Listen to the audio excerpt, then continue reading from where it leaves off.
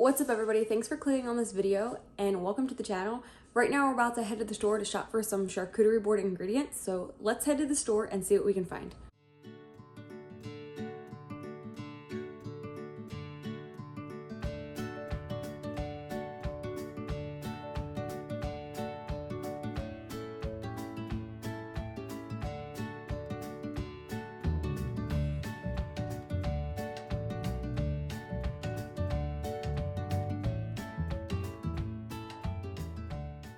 So today I'm going to be making a charcuterie board for the first time and I'm super excited. I've never made one before and I'm going to video it and show you guys and we're going to see how it goes. This is all the stuff that I'm going to be using. So let's get into it. Everything that I'm going to be using in this video today is from Acme. So first I have some salami and I'm just folding it in half 2 times to create a triangle.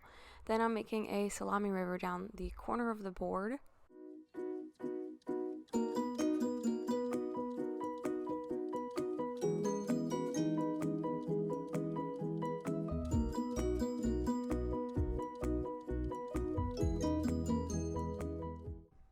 So moving right along to the next meat that I chose, I just chose some regular pepperoni. I'm starting at the other corner of the board and I'm just making a pepperoni river into the middle of the board. The first cheese that I chose to put on the board is called Cranberry Yorkshire Wensleydale cheese. It has a clean, mild, slightly sweet flavor and a creamy texture. This cheese has a natural acidity that pairs wonderfully with fruit, cranberries in particular. I chopped the cheese up into small little cubes and it looked perfectly placed directly next to the salami. The next cheese that I'm going in with is Monster cheese. I'm just slicing it up pretty thinly here and then I'm chopping it in half so that way I can create a beautiful layered effect next to the pepperoni. Considering that this is my first charcuterie board, it did take me a little bit of time to figure out the perfect placement for all of the meats and cheeses. Next, I'm going to be incorporating some different kinds of crackers onto the charcuterie board. Here I'm just going in with some Ritz crackers. They have such a soft and crumbly texture and a brief flavor that they're good for all ages, especially kids. Next, I'm going in with some pita crackers. These crackers are one of my favorites and it's a really good way to give the board a nice crunch. They have a hint of sea salt added into them and they pair perfectly with any of the cheeses or meats on this board. It's time to sweeten things up by adding some fresh fruits to this board. Here I'm just going in with some blueberries. We love blueberries in my house, especially our kids. They will devour blueberries. Next, I'm going in with some blackberries to break up some of the colors, textures, and just add some more sweetness. And it looks really pretty next to the salami too.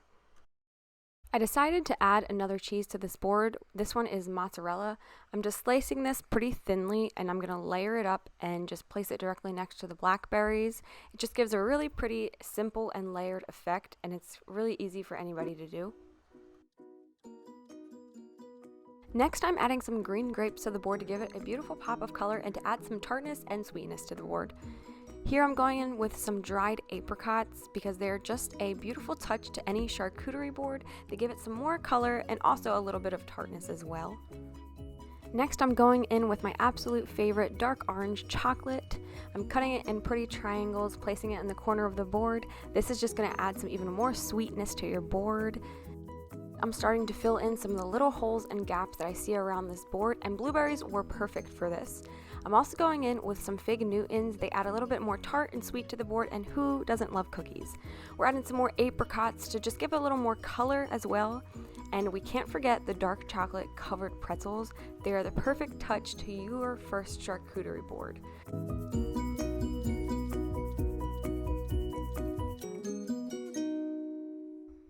I added some raspberry preserves. This goes beautifully with any of the crackers, cheeses, or meats on this board. I just used a little ramekin to place in the middle of the board.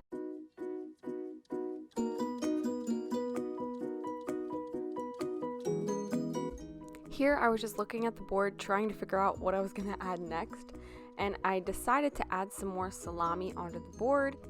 I'm folding it in half 2 times again to create that triangle, and I'm going to be placing it right next to the pepperoni just to fill in some of the gaps and to add a little bit of extra meat. I'm placing them flat and I'm layering them one over the other just to give a beautiful layered effect.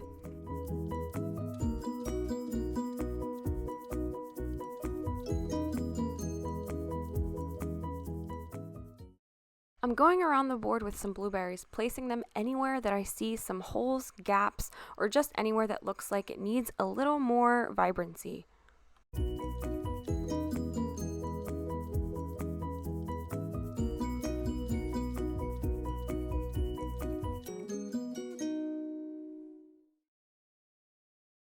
And for the final touch on the charcuterie board, of course, I had to go in with some more chocolate-covered pretzels just to sweeten it up a bit more.